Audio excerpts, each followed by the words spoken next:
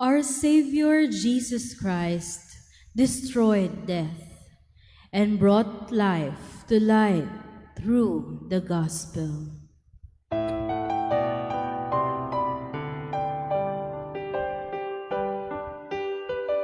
Alleluia, alleluia, alleluia. Alleluia, alleluia, alleluia. Alleluia, alleluia.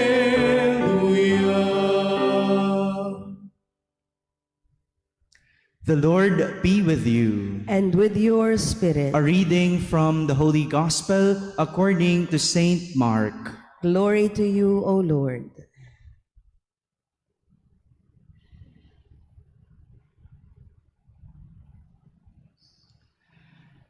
When Jesus had crossed again in the boat to the other side, a large crowd gathered around him, and he stayed close to the sea. One of the synagogue officials, named Jairus, came forward. Seeing him, he fell at his feet and pleaded earnestly with him, saying, "My daughter is at the point of death. Please come lay your hands on her, that she may get well and live."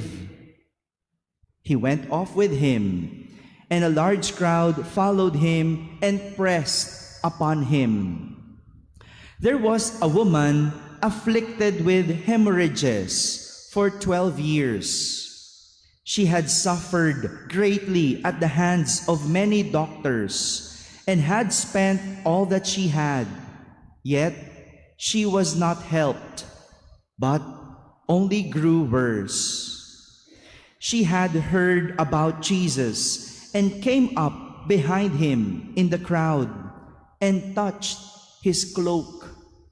She said, "If I but touch his clothes, I shall be cured." Immediately, her flow of blood dried up. She felt in her body that she was healed of her affliction. Jesus, aware at once that power had gone out from him, turned around in the crowd and asked, "Who has touched my clothes?" But his disciples said to Jesus, "You see how the crowd is pressing upon you, and yet you ask, 'Who touched me?'" And he looked around to see who had done it. The woman, realizing what had happened to her, approached in fear and trembling. She fell down before Jesus and told him the whole truth. He said to her, "Daughter, your faith has saved you. Go in peace and be cured of your affliction." While he was still speaking, people from the synagogue official's house arrived and said, "Your daughter has died. Why trouble the teacher any longer?" Disregarding the message that was reported, Jesus said to the synagogue official, "Do not be afraid, just have faith." He did not allow anyone to accompany him inside except Peter, James, and John, and the brother of James. When they arrived at the house of the synagogue official, he caught sight of a commotion, people weeping and wailing loudly. So he went in and said to them, "Why this commotion and weeping? The child is not dead, but asleep." And they ridiculed him. Then he put them all out. He took along the child's father and mother and those who were with him and entered the room where the child was. He took the child by the hand and said to her, "Talita kum," which means, "Little girl, I say to you, arise." The girl, a child of 12, arose immediately and walked around. At that, they were utterly astounded. He gave strict orders that no one should know this, and said that she should be given something to eat. My friends, the Gospel of the Lord. Praise to you, Lord Jesus Christ. Please be seated. Good morning, my dear brothers and sisters. A blessed Sunday to all of you. Please greet the person beside you. A blessed Sunday. And give your blessing to them. Our gospel today tells us two stories about what people usually ask for Jesus. The restoration of health and the restoration of life. Hindi po ba? Ito ang madalas nating idinudulog sa Diyos, ang maibalik ang ating kalusugan o ang maibalik ang anumang namatay sa atin. Hindi naman lagi lahat mahal sa buhay, no? Namatay na pag-ibig, o kaya namatay na relasyon, namatay na trabaho, kabuhayan, no? Ito yung mga madalas nating idinudulog sa Diyos. And Saint Mark presents to us Jesus as someone who has the authority over disease and over death. To summarize the story, let us know the similarities between the two stories, yung pagkakaparehas ng dalawang kwento. First, both of the main characters in the story are female. Parehas na babae. The woman with hemorrhages. Ano ibig sabihin ng hemorrhages? Dinudugo. The woman with hemorrhages. And the second story, the girl who died. Woman and girl. Parehas na babae. Second, both of them have connection with number 12. The woman with hemorrhages had been suffering for 12 years. 12 taong dinudugo. While the girl was 12 years old when she died. Third, both of them were called daughters. Parehas na tinawag na anak. Jesus referred to the woman with hemorrhages as a daughter. Upon healing, tinawag ni Jesus yung babae na dinudugo na anak nung siya'y napagaling. While the girl was the daughter of a synagogue official named Jairus. Fourth, both of them needed Jesus. Pareha silang nangangailangan kay Jesus. The woman approached Jesus and told herself, sinabi niya sa kanyang sarili, if I but touch His clothes, I shall be cured. The girl's father approached Jesus and told him, please come, lay your hands on her, that she may get well and live. Parehas gustong mahipo si Jesus at ni Jesus. And lastly, fifth, both of them were restored by Jesus. The woman was restored from bleeding. The girl restored her life. However, they may be similar in many ways. Both of them were unique in their own ways.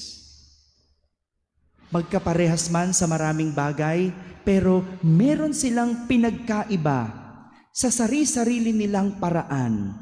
Let's go to the woman. No? The woman who was bleeding for 12 years touched Jesus with faith. Sa pagkakakwento, napakaraming tao ang nagsisiksikan kay Jesus.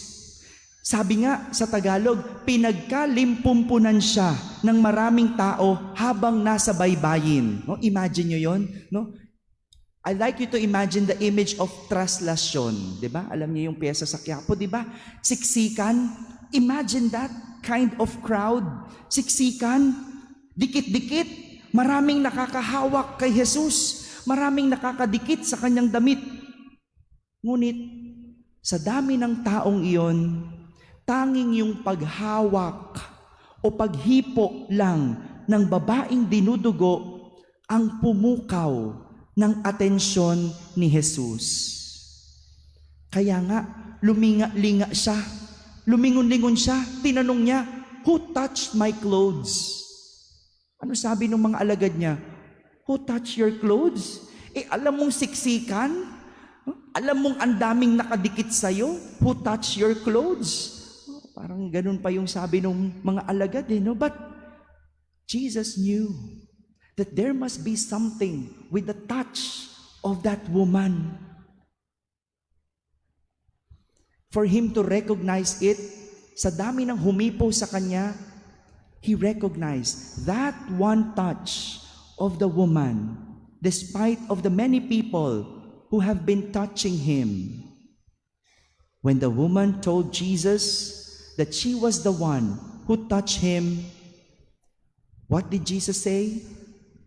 "Daughter, your faith has saved you." Ayun. Yun ang pinagkaiba ng babae sa lahat ng nakahipo o nakahaplos kay Jesus. Siya ay humaplos ng may pananampalataya. She touched Jesus with faith, so she restored her health. Marami sa atin, no? Pare-parehas naman nagsisimba, no? Pare-parehas nandito sa simbahan, pare-parehas may dinudulog, pare-parehas na merong hinihingi. Parehas man ang hinihingi o magkaiba, paring parehas ng paraan, nandito nagsisimba. But what is unique about you? Ikaw lang makakapagsabi. What is unique about you? However, the experience of the girl was also unique. She was helpless, for she had already died. Namatay na eh. But the faith of her father saved her. As Jesus told him, "Do not be afraid, just have faith." Pananampalataya ba yun ng babae? Hindi. Pananampalataya nung ama. So pwede pala na dumulog tayo para sa iba. We can use our faith to save others. Pwede pala. And that is also unique. Okay lang yung ikaw magdasal sa iyong pangangailangan. Pero pwede rin ipagdasal mo ang pangangailangan ng iba. And through your faith, that person could also be saved. We see here, marami sa atin may kakaparehas o magkakaparehas ng pinagdadaanan sa buhay. Parehas na sakit o karamdaman. Parehas na suliranin at nararanasan. Parehas na dasal at parehas na kahilingan. Ngunit, bawat isa sa atin may kanya-kanyang paraan ng paglapit, pagdarasal, at pagsusumamo sa Diyos. May iba, nagnonobena kapag may pangangailangan. May iba naman, lumalakad ng paluhod. Nakita na ba kayo na lumalakad ng paluhod? Kapag sobrang nagigipit. May iba nagdedebosyon at namamanata. Kanya-kanyang paraan. Meron nga ilan sa atin, no? Pinagsasabayang misa at pagtulog. O, tingnan nyo. Diba? Ang galing, diba? O, kaya paglabas, ano ba nangyari sa akin? Natulog o nagsimba? Oh, kanya-kanyang paraan yan eh, no? Kanya-kanya. But magkakaiba man tayo ng paraan, isa lang ang tinuturo sa atin ni Jesus. Huwag mawawala ang pananampalataya. Huwag mawawala ang pananampalataya. Yung paghipo noong babaeng dinudugo, it must be really special. Gaya natin, di ba? Alam mo yung haplos ng yung ina sa haplos ng yung kaibigan. Oh, alam niyo po ba pinagkaiba nun? Oh, sana alam natin. No? Alam mo yung pinagkaiba ng tingin ng yung asawa at tingin ng yung kapitbahay. Diba? We know the difference. Iba yung laman. And so, Jesus also recognized a different kind of you. Araw-araw ka man nagsisimba o linggo-linggo, pero alam ng Diyos ang laman ng pagsisimba mo. Parehas kang nakaluhod, katulad ng iba, pero alam ng Diyos kung ano ang iniluluhod mo. Ano ang ipinipikit ng mata mo? Ano ang dinarasal mo? My dear brothers and sisters, in times of trouble and struggle, Jesus is reminding us not to be afraid and to have faith. We may not always get what we want, but in faith, we will always get what God wants. Maaring hindi natin palaging nakukuha ang gusto natin, ngunit sa pananampalataya, lagi nating makukuha ang gusto ng Diyos sa atin. Do not be afraid, always have faith. Amen.